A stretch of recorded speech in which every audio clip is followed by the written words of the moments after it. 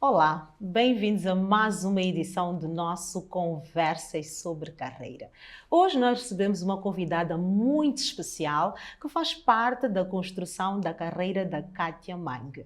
Recebemos a Denise Nassone, que é consultora para a área de desenvolvimento de carreira e que hoje vai conversar conosco sobre como construir uma carreira com estratégia e propósito. Denise, bem-vinda ao Conversas sobre Carreira. Obrigada, Kátia, por este convite. Para mim é uma honra estar neste programa, este podcast, poder ver o teu crescimento, poder ver um sonho tirado do papel. Todos nós sonhamos, mas são poucas pessoas que têm coragem de efetivamente tornar o sonho real. E para mim é lisonjeante estar aqui hoje.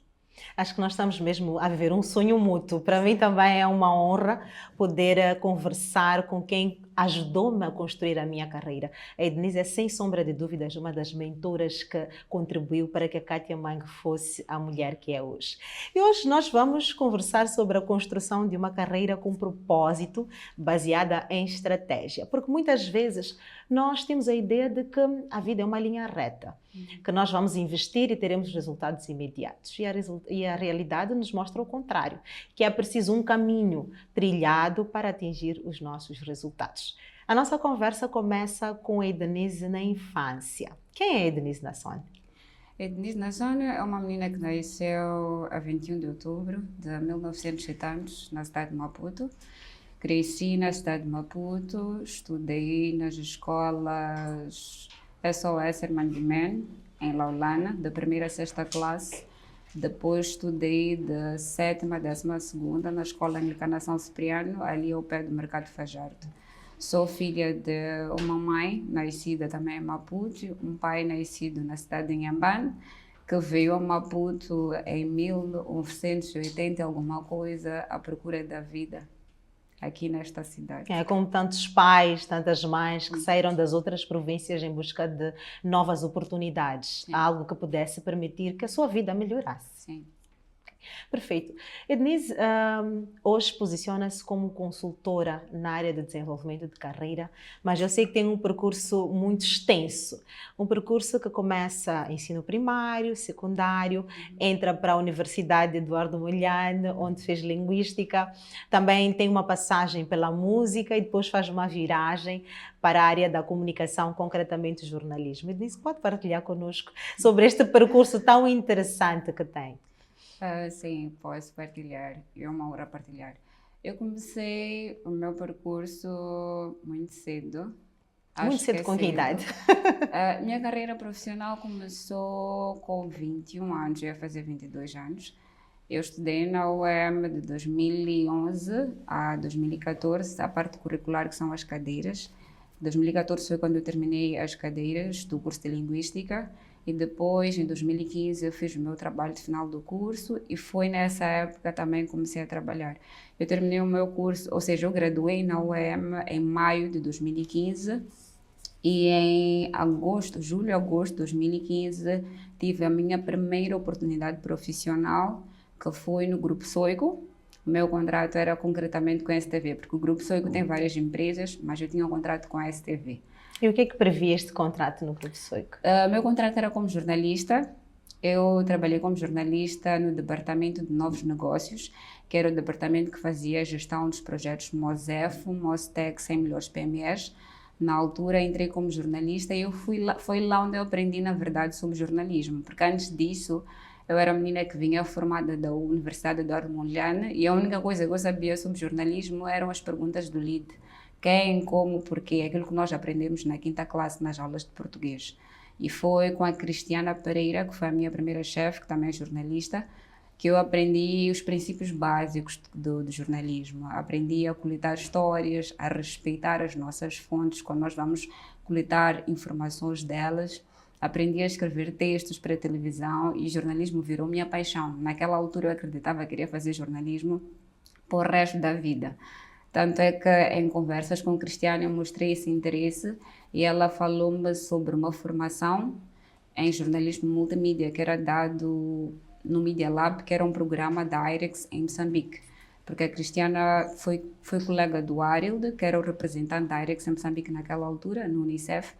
Então, ela teve do Arilde esta informação de que havia essa formação em jornalismo. Só que eu tinha de fazer uma escolha, que era continuar a trabalhar na SOIG como jornalista, porque depois de 6 meses de estágio, eu tive um contrato de trabalho, ou então ou então eu seguia para o Media Lab como estagiária de novo. Então, é aí onde começa a virada, não é? Está num órgão de comunicação social e depois tem de escolher se permanece no órgão a trabalhar, já com um contrato, ou então se lança para uma oportunidade de estágio com incertezas, né? Sim.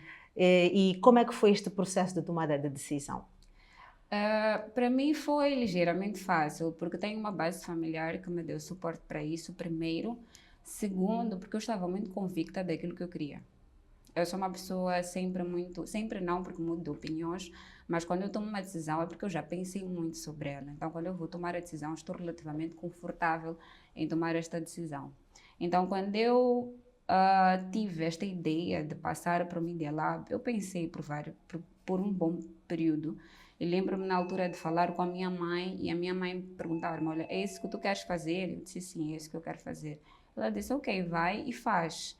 Ainda estás numa fase onde eu posso continuar a arcar com as tuas despesas, tu vais, tentas e vês lá à frente no que dá. Com meu pai foi o contrário. Eu costumava ver o trabalho com meu pai todas as manhãs na altura. Ele disse, vocês jovens, são loucos, tens aqui uma oportunidade de trabalho que muita gente não tem, muita gente está à procura. E tu estás a deixar para ir fazer um estágio, que é algo incerteiro. Mas mesmo assim eu fui. E por que foi?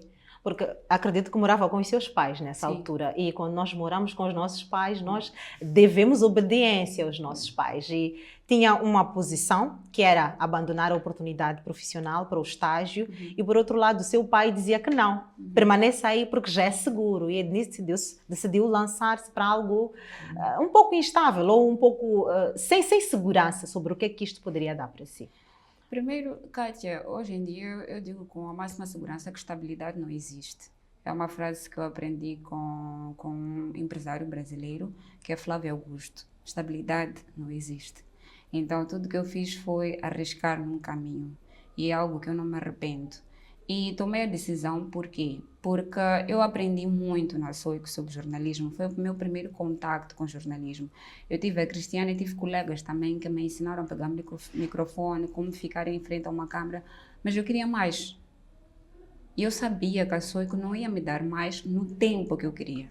E nessa transição que fez, conseguiu encontrar este mais que tanto buscava? Consegui encontrar esse mais que eu tanto buscava, mas continuo querendo muitas mais coisas. Eu sou uma pessoa que sempre está à espera de mais. Eu tenho o cérebro muito ativo. Então, facilmente eu me adapto às situações, mas também quando estou muito tempo numa situação me canso. Então, quero aprender novas coisas. E então, o que é que está por trás desta necessidade de aprender novas coisas e de aceitar novos desafios? Eu penso que tem a ver com a minha personalidade. Penso que tem a ver com a minha personalidade. Obviamente que os espaços onde nós crescemos, o contacto que nós temos com outras pessoas também ajuda a estimular-nos dessa forma, mas acredito que é algo que é natural de Denise, de ser curiosa, de gostar de novas coisas, de experimentar novas coisas. Eu mexo muito em muitas coisas. Ao longo da minha vida eu fiz muitas coisas. Eu fiz dança, eu fiz música, fiz desporto, me envolvi em diferentes grupos, por esta necessidade de querer sempre experimentar novas coisas, que é algo que me é característico. Dentro desta necessidade de experimentar novas coisas, eu sei que a Denise não ficou estagnada nesta oportunidade de estágio que teve. Também sei que conseguiu lhe projetar e depois disso deu mais uma reviravolta. Conte-nos um pouco sobre isso. Como foi e para onde é que a Denise foi? Quando eu entrei no estágio para o Media Lab, eu fiz o estágio por 10 meses. Depois desses 10 meses, a IREX, que era a organização que promovia este estágio, lançou 2 vagas na altura para assistentes de programa e eu me candidatei a uma dessas vagas e entrei assim para o Media Lab. Na altura, o Media Lab fazia parte, era um programa dentro da IREX, dentro do programa para fortalecimento da mídia. Fiquei mais 3 meses como estagiária, já com contrato com a IREX como estagiária de novo, a dar formação, e depois desse período veio o contrato de trabalho e comecei efetivamente como assistente de programa. Foi uma experiência muito boa, tive a oportunidade de trabalhar com mais de 50 jovens em formação para jornalismo. Foi desafiador, porque trabalhei com jovens, alguns da minha idade, outros mais velhos, então às vezes havia aqui um choque, mas aprendi a conhecer o nosso trabalho, sempre vai nos colocar numa posição de confiança. Eu sou uma pessoa extremamente confiante em relação ao meu trabalho. Trabalhei no Media Lab por 2 anos e meio, até que depois surgiu uma oportunidade para eu coordenar um projeto. Surgiu a oportunidade para coordenar um projeto de comunicação sobre tuberculose, em que o meu papel era basicamente garantir que se fizesse a produção de conteúdos sobre tuberculose. Então, é mais uma transição. Saímos da linguística, passamos para o jornalismo e depois entra uma nova transição na sua carreira, que é abraçar um projeto ligado à área de saúde. Sim, foi uma transição, mas também foi uma transição porém confortável, porque era um projeto de comunicação. Então era para produzir programas de rádio, era para produzir programas de televisão, era para fazer vídeos, que era uma área que tecnicamente eu dominava. O novo foi entrar para a área de gestão de projetos, porque tem uma dinâmica diferente. Aprender a fazer os planos de atividades, aprender a coordenar com diferentes equipas, porque eu não fazia a produção dos programas sozinha. E só para cá de ter uma noção, eu trabalhava com pessoas que estavam em outras províncias. Eu me recordo que eu trabalhava com o Rodrigues, que estava em Sofala, na Beira, e trabalhava também com o Helder Joaquim, que estava na cidade de Nampula. Então, tinha sempre que estar a coordenar com eles para garantir que eles estivessem também a gravar os programas, gravar entrevistas, porque o programa, embora estivesse a ser feito ou eu estivesse a ser responsável estando em Maputo, era um programa para era um projeto que abrangia as províncias de Sofala, Zambésia, Nampula e Cabo Delgado, se não estou em erro. Eram 4 províncias. Então tinha que haver esta coordenação. Depois também tinha que trabalhar com jornalistas de rádios comunitárias. Tinha que trabalhar com as rádios comunitárias, porque os programas de rádio nós gravávamos o Helder gravava em Nampula, mandava para mim em Maputo, eu fazia às vezes a edição. Depois mandávamos para as rádios nessas províncias, que era para elas fazerem a tradução e passar os programas nas rádios comunitárias. E com certeza esta foi uma nova experiência, olhando para aquilo que é o percurso de Denise Abraça, uma nova área, onde a questão de planificação, de organização, de coordenação era importante para garantir bons resultados. E eu sei que neste percurso a Denise também abraçou novamente uma nova área, que é o engajamento juvenil. Na verdade, iniciou o seu trabalho com jovens já na organização onde trabalhava, que mencionou com a capacitação de jovens, mas abraça a área do engajamento, onde o seu público principal são os jovens. Conte-nos um pouco sobre esta experiência e como é que esta parte de engajamento liga-se com a área de desenvolvimento de carreira com a qual trabalha hoje. Ok, em 2022 eu estava ainda a trabalhar com um projeto de tuberculose e um dos responsáveis ou alguém que estava na organização onde eu trabalhava, que era o Ariel, ele chegou para mim e disse: olha, este projeto de comunicação já não me está a desafiar. E não estava, de facto, aquilo que eu disse, que eu sou uma pessoa com o cérebro muito ativo, rapidamente. Então já estava na famosa zona de conforto. Já estava na zona de conforto, já passavam um ano e meio, 2, que eu estava a fazer aquele projeto. E ele chegou para mim e disse: olha, eu sinto que este projeto já não te está a desafiar. Eu queria saber se tu tens interesse em trabalhar com a componente de desenvolvimento juvenil, que é algo novo e que nós queremos estruturar. Eu disse: sim, quero. Jovem, tenho sempre energia para as coisas. Sim, quero. Seria bom para mim e tenho interesse. Então eu fiquei 7 meses a ser preparada para assumir a posição de coordenadora nacional de engajamento juvenil. Eu trabalhei com a Sally Griffin, que é uma das grandes mentoras que eu tive na minha carreira e a quem eu sou extremamente grata por todo o trabalho que fez comigo. O meu papel nessa posição era estruturar a área, que começava por escrever manuais. Eu nunca tinha escrito manuais na minha vida. E não teve medo? Quando nós temos um desafio novo, de repente sai da área de comunicação, entre aspas, da área de jornalismo, entra para a questão de organização, construção de estrutura de manuais. Não sentiu medo? Não, não senti medo. Primeiro porque eu tive todo o suporte da Sally, que já tinha feito o mesmo. Segundo, porque eu tenho muita facilidade para escrever. Para mim, escrever é um tubo de escape. Tanto é que mesmo quando criança, minha mãe sempre comprava diários para mim e para minha irmã. Então, eu sempre tive maior facilidade de expressar o que eu sinto através da escrita. Para mim é Então, muito mais fácil. facilmente conseguiu identificar um lado alto em si, né? Uma valência positiva em si, que é a habilidade para a escrita e usou isto a seu favor. Sim. Então, para mim foi fácil, foi começar a escrever. A parte complexa foi entender o processo de escrever o manual. Porque o manual, ele não começa com a escrita. O manual começa com um processo primeiro de coordenação, para entender o que é que se pretende com aquele manual, o que é que se pretende com aquela formação. Depois desse processo de alinhamento com as diferentes partes envolvidas nesse projeto ou nessa área, é necessário passar-se por um processo de pesquisa. Eu tive de sair de Maputo, fazer uma viagem para as províncias de Cabo Delgado e também Nampula. Eu me recordo que fiz uma viagem que eu fui para Pemba, saí de Pemba de carro para Nacala, depois Nacala fui a Monapo, Monapo fui a Lalaua, que era para poder conversar com jovens das áreas onde seria implementada aquela formação.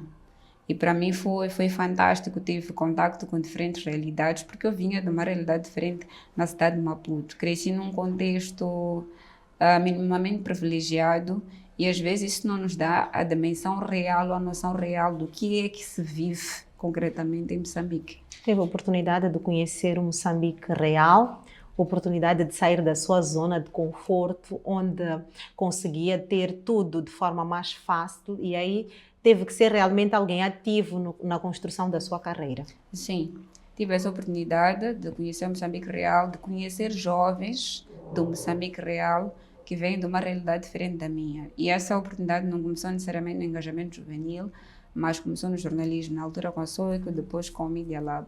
Eu já estive numa situação na província de Gaza, em que fui a Choque, acredito que foi com a tua turma até do Media Lab, fui a Choque e nós fomos a um bairro onde conhecemos a Sónia, que era uma menina que tinha a mesma idade que eu tinha naquela altura, que eram 23 anos. Mas a Sónia tinha 23 anos, estava grávida do quarto filho.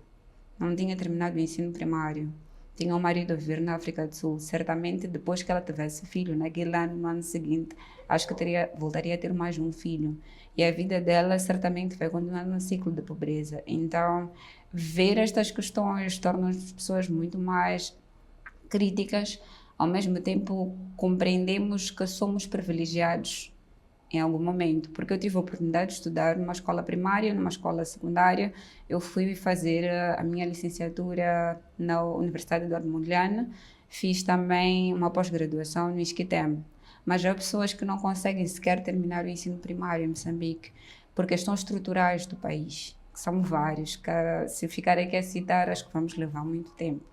Então, ver estas realidades, para mim, foram importantes e fizeram com que eu sentisse o bichinho de querer partilhar o que eu aprendi com outros jovens, porque nem todas as pessoas têm acesso às mesmas informações num país como o nosso.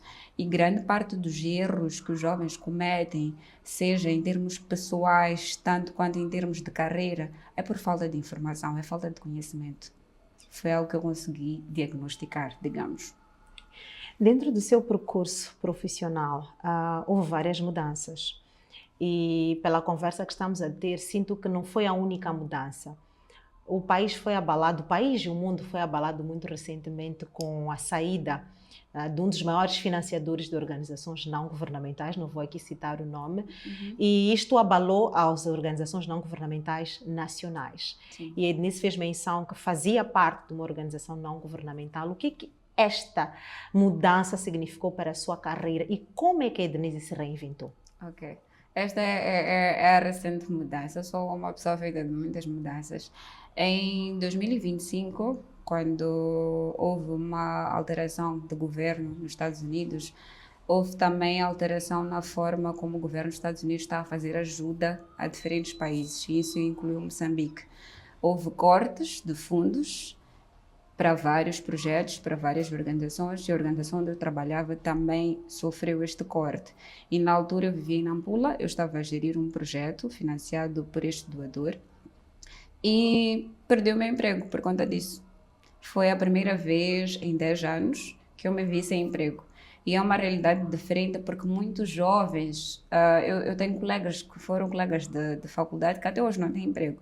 Então, o meu caso foi o contrário. Eu tive inserção no mercado de trabalho muito rápido, foram 3 meses ou 4 meses depois de acabar a licenciatura. Trabalhei 10 anos e exatamente nesse ano eu fico sem emprego pela primeira vez. Eu vim a Maputo de férias em dezembro de 2024, volto em janeiro de 2025.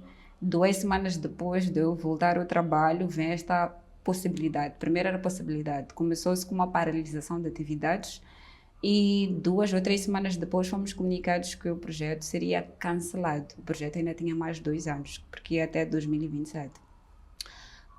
Eu sou muito rápida a aceitar as situações da vida. Eu me recordo de dizer, a minha antiga chefe, é essa a informação, vamos lá aceitar que a realidade agora é esta, porque eu sou do tipo de pessoa que prefere viver a frustração cedo. Não gosto da ideia de ficar com esperança no vazio, porque eu sei que isso mais tarde vai me fazer sofrer. Então eu prefiro sofrer naquele momento e me reinventar a partir dali.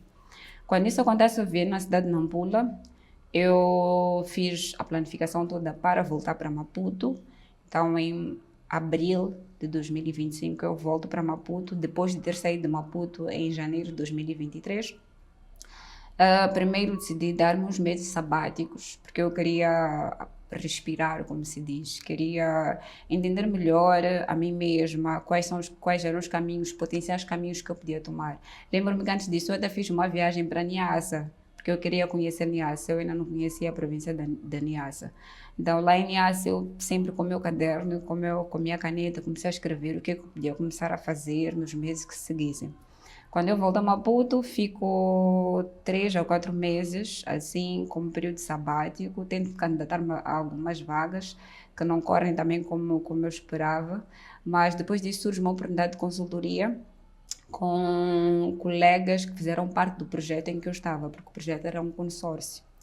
Trabalho com eles em regime de consultoria por alguns meses e senti a necessidade de criar uma empresa de consultoria. É onde nasce a reinvenção. É, Da frustração para a reinvenção. Exatamente. E da construção de uma carreira com propósito e com estratégia. Sim. Então, eu decidi criar uma empresa de consultoria, decidi também começar a fazer alguns conteúdos para a empresa, há pouco tempo, na verdade, porque a empresa já está registrada há quase um ano, e comecei só a publicar os conteúdos agora. E eu me recordo de 3 pessoas que disseram-me no ano passado, ok, que tal tu agora começares a seguir o teu próprio caminho? Que tal agora tu fazeres os trabalhos que tu fazias, mas por conta própria, né? Na tua empresa e sob tua responsabilidade. E é isso que eu tenho feito agora. E eu sempre digo que eu sou uma pessoa que eu não tenho problemas em mudar de ideias, de opiniões.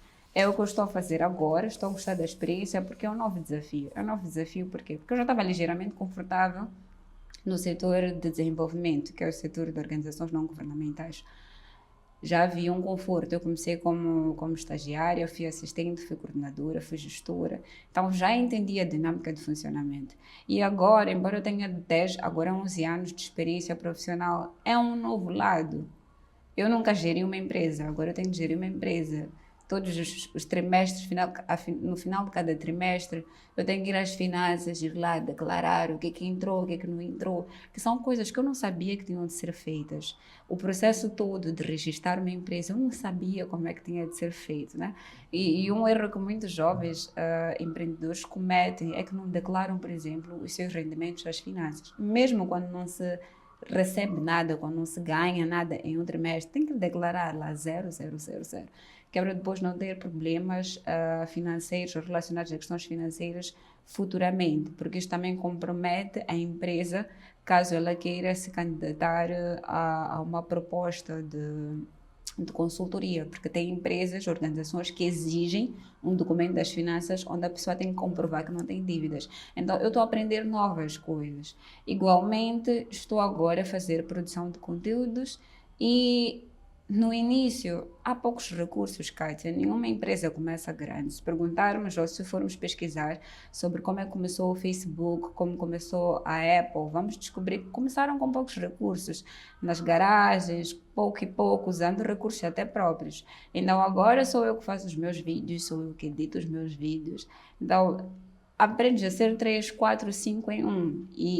São aprendizagens novas, é uma dinâmica diferente daquela dinâmica que eu tinha no setor de desenvolvimento. Então, eu estou a aprender agora este lado empreendedor e de gestão de empresas. Disse que nós aprendemos com os erros. E a Denise foi mencionando alguns erros que cometeu durante as fases transitórias, desde a época em que era estagiária até a época em que era gestora de projeto. E hoje a Denise trabalha com o desenvolvimento de carreira. Fala com jovens através dos seus conteúdos que eu tenho acompanhado. Desde já, parabéns por esta iniciativa. São conteúdos muito bons e muito úteis para a juventude. Na sua opinião, quais são os maiores erros que os jovens cometem neste processo de construção da sua carreira? Ok, antes de falar dos erros, Kátia, é importante dizer que muitas vezes nós erramos sem saber que estamos a errar. Nós erramos por falta de conhecimento. Então, nem todos os erros são propositados. É mesmo porque as pessoas não sabem. Infelizmente, nós estamos num sistema de educação que não há um preparo para as pessoas irem trabalhar. E eu, particularmente, penso que se calhar não é o papel da escola, não é o papel da universidade fazer isso. Mas no meu percurso todo, no ensino geral, no meu percurso todo na universidade, ninguém me ensinou a fazer um CV, por exemplo. Eu aprendi a fazer um CV, primeiro com a minha mãe. Meu primeiro CV, quando eu precisei mandar o CV para a Soico, foi a minha mãe que me ensinou a fazer o CV. E na altura minha mãe ensinou-me aquele modelo que tem que colocar nome do pai e nome da mãe, que hoje em dia eu digo para os jovens não fazerem isso. Mas era a referência que a minha mãe tinha. E foi assim que ela me explicou. Então, é importante primeiro fazer essa contextualização antes de falarmos dos erros. Depois, quais são os principais erros que os jovens cometem? Primeiro, os jovens não se conhecem. Falta autoconhecimento. Falta autoconhecimento. Kátia, nós com 15 anos em Moçambique, nós temos que tomar uma das decisões mais importantes da nossa vida. Se seguimos ciências ou seguimos letras. E muitas vezes nós negligenciamos isso. Nem sabemos o que é que nos leva, o que é que nos direciona a escolher uma ou outra secção.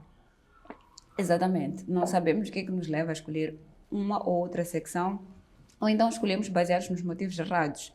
Porque agora o que está a dar no mercado é engenharia de minas. Houve um tempo em Moçambique que estava a bater, era engenharia de minas, porque a Vale estava em alta em Tete.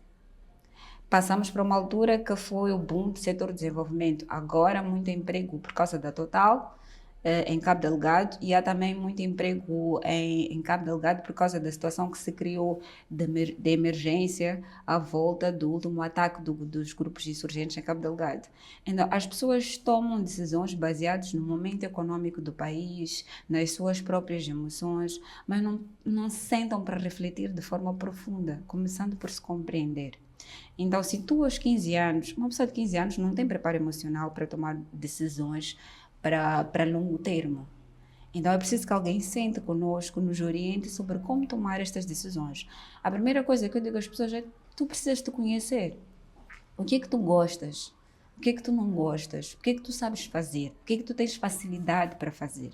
Existem pessoas que vão estudar engenharia, mas que deviam estudar sociologia, ou que deviam estudar artes. Que é uma coisa que, se nós dissermos aqui no nosso país, a um pai ou uma mãe que quer estudar artes, olham para ti com uma cara de ficam escandalizados. Arranja um emprego, porque nós ainda vemos artes como algo que não é um emprego, não é um trabalho digno. É um hobby. É um hobby, né? Então, trabalha com artes, agora és artista, mas agora precisas procurar um emprego. Exatamente. Como se fazer arte não fosse emprego, não fosse possível construir uma carreira através da arte. Exatamente isso, por conta do nosso contexto sociocultural. Então, a primeira coisa que o jovem tem que procurar entender é quem ele é. Quem ele é?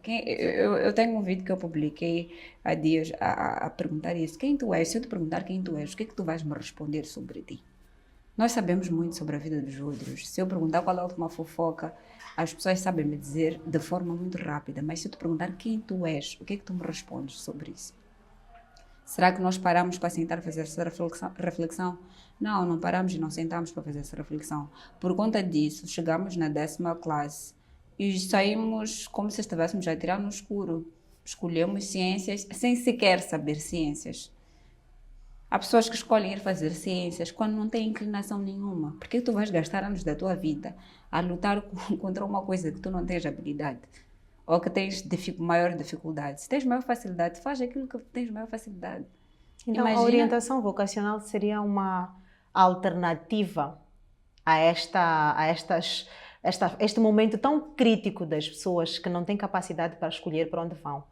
E a Ednice faz menção à 10ª classe, mas é uma decisão que pode comprometer até a universidade. Exatamente. Porque para quem se direciona para letras, as opções estão mais voltadas para letras. Para quem está para ciências, acontece o mesmo cenário. Então, é um erro que pode até comprometer o processo de escolha da profissão, por exemplo. Exatamente. Porque se eu escolho letras e amanhã decido que quero fazer medicina, é complicado. Na UEM, pelo menos, não vais, porque a UEM vai te exigir um certificado 12ª, onde tenhas feito biologia e matemática. Aliás, para tu fazer o exame de admissão que tu vais fazer para o curso de medicina, se eu não estou em erro, são das disciplinas de biologia e matemática. Como é que vais fazer se tu estudaste português, história, geografia? Não tem como. Okay. Ednice, nos seus vídeos fala muito sobre a comunicação como um aspecto fundamental da construção da carreira. Acha realmente que a comunicação é uma ferramenta indispensável para quem quer se destacar na sua carreira? Sem sombra de dúvidas, nós estamos na era da comunicação, Cátia. Se qualquer pessoa fizer uma pesquisa rápida no Google ou então em outro navegador ou motor de busca, vai encontrar a comunicação como uma das habilidades mais procuradas pelo mercado de trabalho. Hoje em dia, o mercado de trabalho não busca só pessoas que tenham competências técnicas, mas que tenham competências comportamentais também e sociais. E nestas competências, que são também conhecidas em inglês como as soft skills. Dentro das soft skills, a comunicação é uma das mais importantes.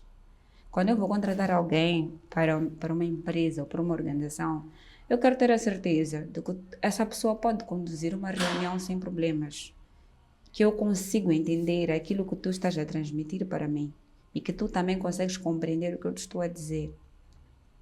Eu quero ter a certeza que se eu precisar que tu vais ter com um cliente, tu vais conseguir explicar o que é o nosso produto ou o que é o nosso serviço.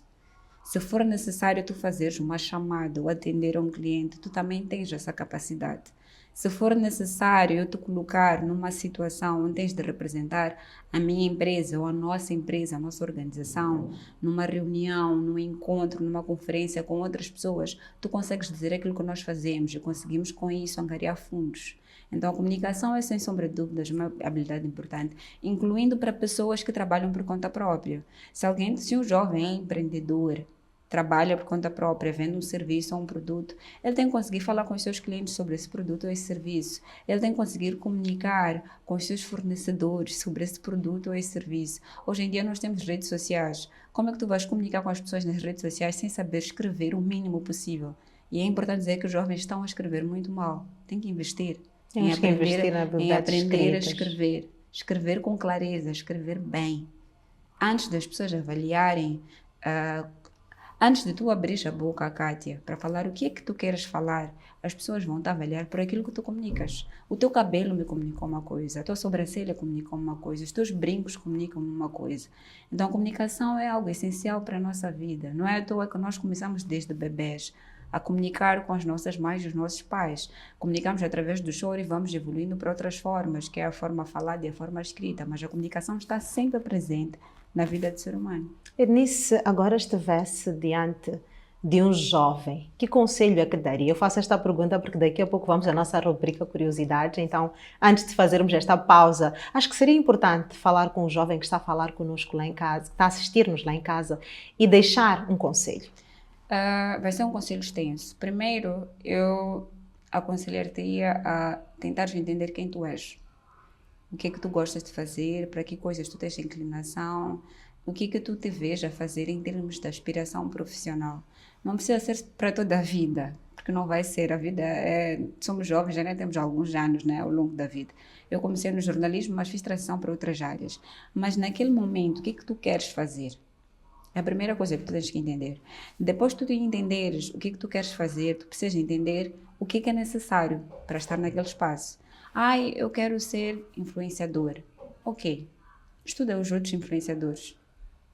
Quem é o teu influenciador que é modelo para ti, que te espelha? Quando tu olhas, tu dizes, eu quero ser como aquele influenciador. Estuda o que aquele influenciador está a fazer. Estuda o que é necessário fazer para, ou ter como habilidade para ser influenciador. Vai ao ChatGPT, escreve que habilidades são necessárias para ser um influenciador digital. O ChatGPT vai conversar contigo.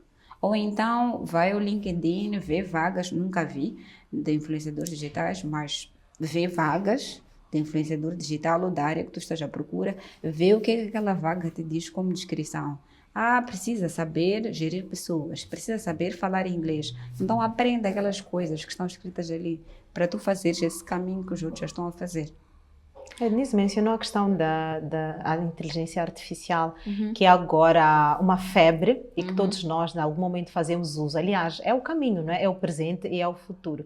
Qual é o seu parecer em relação à forma como a juventude está a fazer uso da inteligência artificial? Eu penso que tem pessoas que estão a fazer bom uso e tem pessoas que estão a fazer mau uso. Né? Não sou do tipo de pessoa que gosta de generalizar. Tem pessoas que estão a usar a inteligência artificial para criar produtos.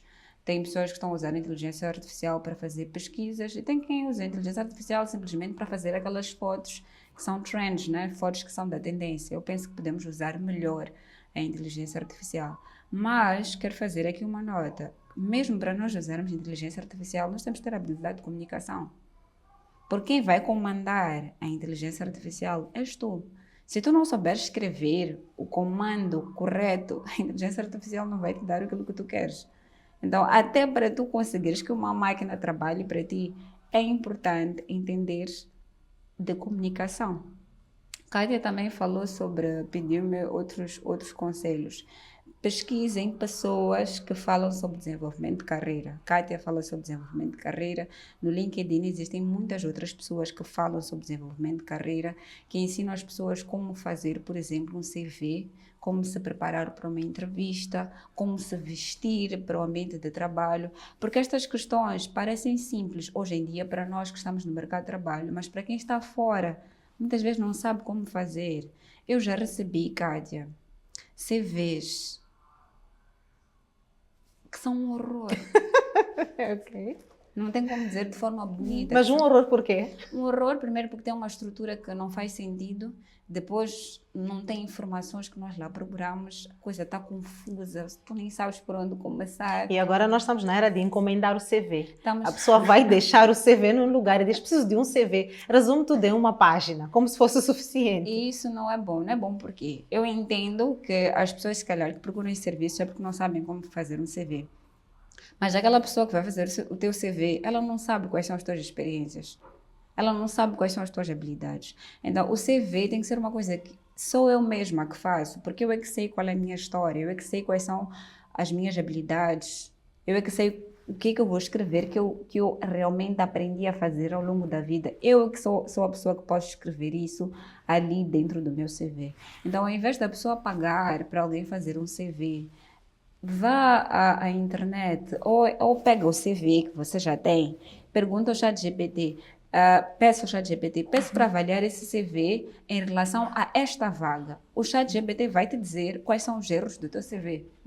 Vai te aconselhar, olha, muda isto, muda aquilo, podes fazer desta e daquela forma. Obviamente, porque se tratar de máquina, inteligência artificial, depois nós temos de fazer a revisão. Mas esta é uma forma, por exemplo, de nós usarmos bem a inteligência artificial. É um excelente exemplo, Denise. Mas nós vamos fazer agora uma pequena pausa, porque precisamos tocar um bocadinho, tomar um bocadinho de café nesta conversa que nós estamos a ter, que está muito interessante. Mais uma vez, Denise, obrigada pela sua presença nesse espaço, por partilhar com os jovens o seu conhecimento em relação ao desenvolvimento de carreira.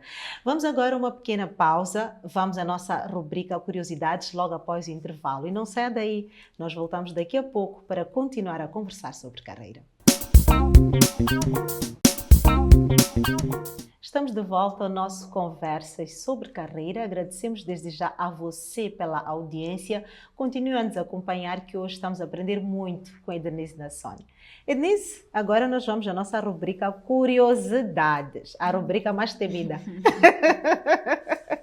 A rubrica mais temida por todos. Eu vou explicar como é que funciona a rubrica. Nós temos 5 perguntas enviadas pelos nossos internautas a partir das nossas plataformas digitais. E a Ednise vai ter que escolher 3 destas 5 perguntas e partilhar conosco as respostas.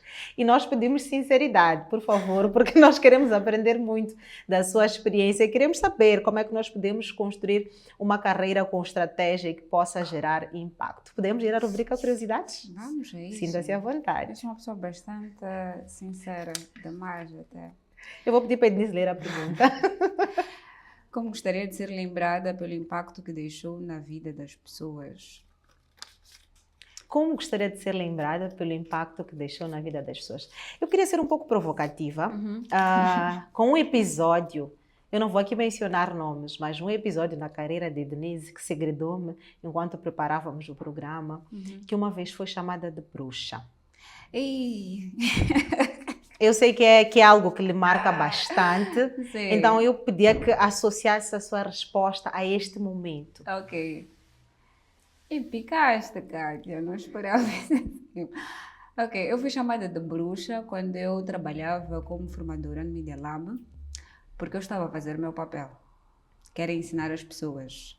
Só que quando nós ensinamos as pessoas, temos que estar preparados para entender que nem todo mundo vai nos entender naquele momento. É um bocadinho como ser pai.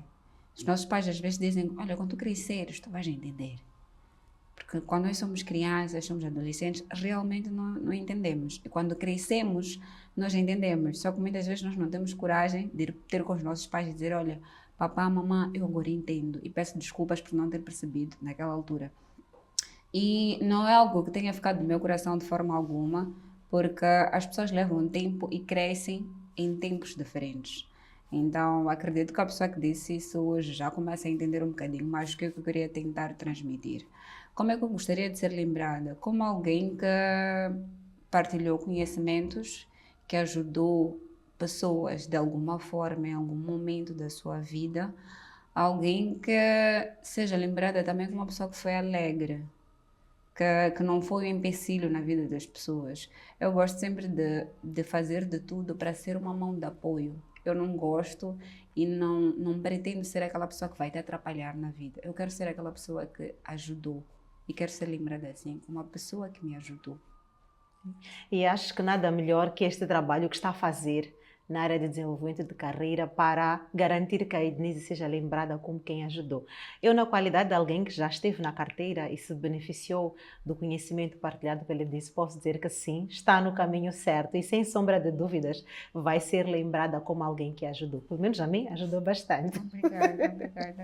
Vamos continuar, Ednise, com a nossa rubrica Curiosidades, as perguntas picantes. Esses exemplos. Qual competência acredita ser mais subestimada pelos profissionais? Ednise chama os jovens de novinhos. Sim, então, vamos falar com os novinhos. Os meus novinhos, eu penso que ignoram aquilo que é o vosso comportamento no mercado de trabalho. Eu penso que me referia a soft skills e fiz menção à comunicação, mas existem outras habilidades que não são técnicas, que é importante que as pessoas tenham. Infelizmente, nós estamos num mundo, numa era em que as pessoas não levam a sério o trabalho. Eu fui criada numa casa por pais que mostraram a importância de levar, passa a redundância, o trabalho como algo importante. Eu não faltava, eu não me recordo de faltar ao trabalho sem dizer às pessoas porque que eu faltei. E sem ser uma situação que eu não tinha uma outra opção. Eu me recordo de alguém, já não me recordo quem foi a pessoa que disse, mas numa das turmas do Media Lab, alguém disse, tu nunca faltas, não ficas doente nem nada. Obviamente que eu fico doente, faltava quando ficasse doente, mas eu levo o meu trabalho muito a sério. E sinto que as pessoas não levam o trabalho a sério, não têm comportamentos adequados para o local de trabalho. O que eu falo de comportamentos adequados? saber chegar a tempo e horas.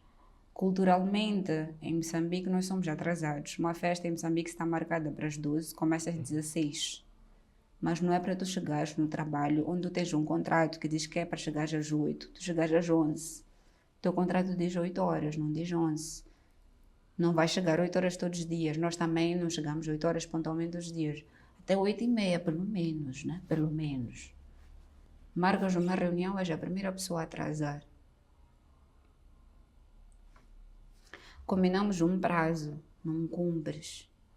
Eu vou te entregar. Ok, Denise, quando é que consegues me entregar esse trabalho? Até sexta-feira. Até sexta-feira, boss. Sexta-feira, boss, 17 horas vou te entregar. Sexta-feira, 20 horas, não me entregou trabalho.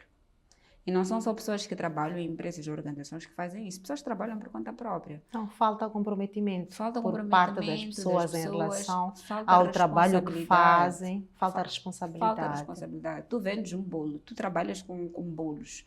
Eu ligo para ti, Kátia, gostaria de encomendar um bolo para sexta-feira ou sábado às 12.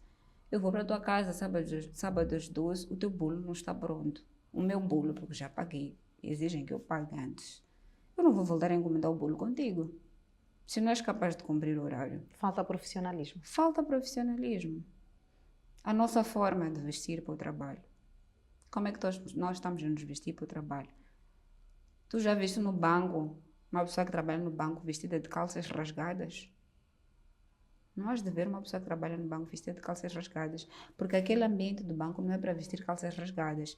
Se tu trabalhas com áreas mais leves, né? Mais criativas, se calhar podes ir de calças rasgadas, mas para o banco tu não vais vestir isso. Tens de saber vestir também de acordo com o sítio onde tu vais. A nossa roupa diz muito sobre nós, A nossa sobretudo roupa no fala contexto sobre laboral. nós antes de nós abrirmos a boca. E há pessoas que perdem oportunidades pela forma como se vestem, por não respeitar um código de vestimenta dentro do contexto laboral. Sim, e as pessoas dizem, é porque eu sou livre para vestir o que eu quiser. Fantástico, eu também sou livre para te interpretar como eu quiser em função da tua roupa. Entendermos estas coisas. E são coisas que infelizmente nós não temos um espaço onde nos é ensinado. Porque alguns jovens são os primeiros na sua família a trabalharem. Então em casa não tem referência, não tem um pai ou uma mãe que tu a sair da casa para trabalhar vai dizer volta. Nem todo mundo tem essa experiência de um pai e uma mãe que vai dizer volta. Não é essa roupa, meu filho, minha filha que se vê ao serviço. Então não estou a dizer que não podes pôr calças rasgadas, estou a dizer olha para o ambiente onde tu trabalhas e te vista de acordo com aquele ambiente. Muito interessante, obrigada, Edenise. Eu espero que os novinhos da Edenise estejam a acompanhar e realmente prestem atenção à questão do contexto. Não é sobre vestir, é sobre o que vestir em função do lugar para onde nós vamos e da forma como nós queremos ser vistos por outras pessoas. Vamos continuar a nossa última... última... trabalha com festas, no Picasso ou noutro sítio, pode ir de calça rasgada, eu acho que não tem nenhum problema. Mas para um ambiente mais formal, não. Se pudesse voltar ao início da sua carreira, faria alguma escolha diferente? Não faria uma escolha diferente porque penso que não seria a minha história. A minha história é exatamente como é por conta das escolhas que eu fiz, acertadas ou erradas, mas são a minha história. Então não faria nenhuma escolha diferente. E quem são as pessoas que contribuíram para que a Denise se tornasse a mulher que é hoje? Que inspira tantos jovens, que engaja tanta juventude, que contribui para o desenvolvimento de carreira. Quem são estas pessoas? São várias, Kátia. Antes de responder, citar alguns nomes, tem uma frase que eu quero mencionar.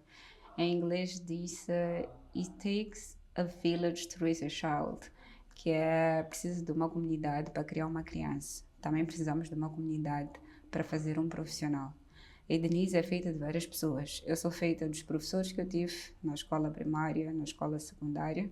Eu sou feita dos meus pais, que foram a primeira referência profissional que eu tive. Eu vi meu pai e minha mãe a saírem cedo para ir trabalhar, a não faltarem um trabalho para conseguir garantir comida e educação aos seus filhos. Eu sou feita dos meus irmãos e eu me recordo que o meu irmão mais velho, quando eu ia graduar, depois de eu ter graduado, ele disse, olha, tu estás a entrar no mercado de trabalho, mas tens de ter humildade. És doutora, sim, mas tens de ter humildade para aprender com as outras pessoas. Então, o meu irmão também me construiu como profissional. Construí-me também como profissional pelas pessoas com quem eu tive contato no desporto, na música também. O meu maestro, Edson Utui, contribuiu muito para a pessoa que eu sou profissionalmente. Se calhar para as pessoas pode não fazer sentido. Como assim a música contribuiu? Contribuiu porque na orquestra da UEM, onde eu estive, a Orquestra da Direção de Cultura da Universidade de Darmulhane, eu aprendi sobre disciplina. A disciplina é importante no processo de construção de carreira. A disciplina é importante no processo de construção de carreira e é importante para nos manter também nas organizações e nas empresas. Disciplina para chegar cedo, disciplina para fazer o trabalho a ponto e horas, disciplina para ouvir o chefe, o colega, até quando não concordamos com essas pessoas. Aprendi a disciplina em vários sentidos. Aprendi também na orquestra sobre a importância de trabalhar em equipe, em grupo. Numa orquestra nós temos várias pessoas que tocam vários instrumentos.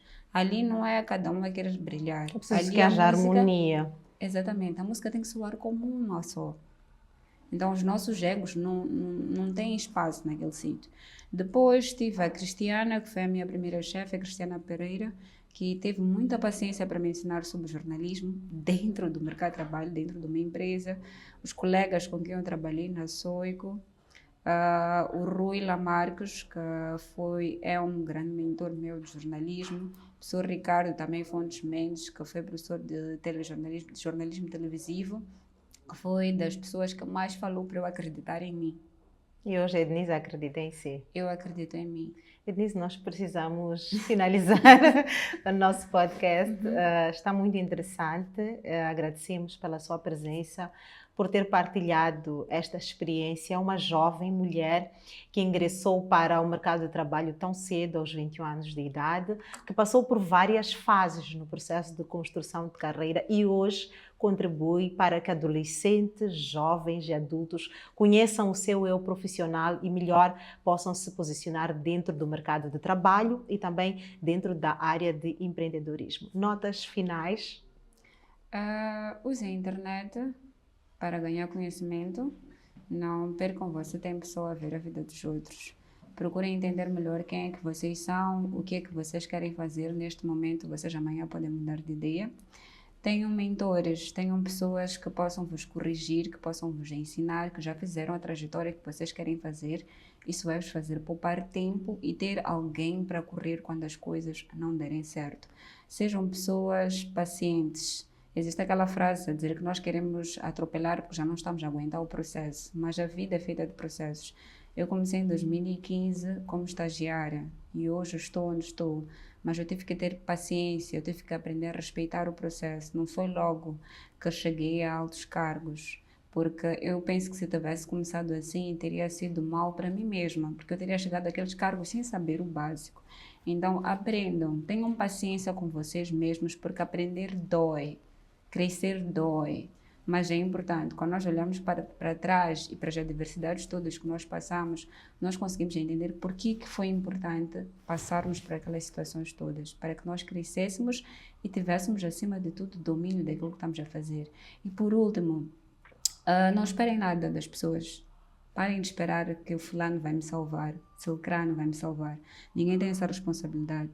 Sejam vocês próprios os autores da vossa história, as personagens principais. Vamos lá deixar de colocar a responsabilidade nas outras pessoas.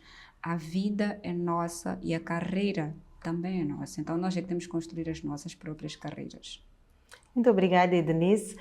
Desta forma nós chegamos ao ponto final do nosso podcast Conversas sobre Carreira. Foi um momento de muita aprendizagem e agradecemos a você pela audiência e pedimos para que fique aí para acompanhar as nossas dicas de carreira. Até a próxima edição.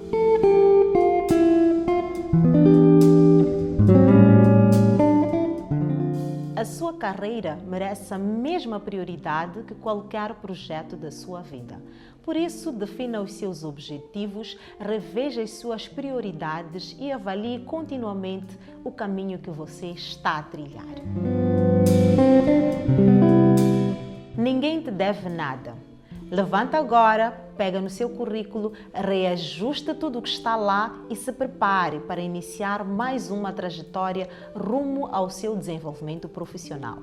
Você é o principal ativo no processo de construção da sua carreira. Uma carreira de sucesso não se constrói por acaso. Se você quiser desenvolver o seu percurso profissional, estabeleça uma rede de contactos que facilmente vai lhe ajudar a alcançar os seus objetivos. Diga-me com quem tu andas, que eu direi quem tu és. Se você quer ser bom, ande com os melhores.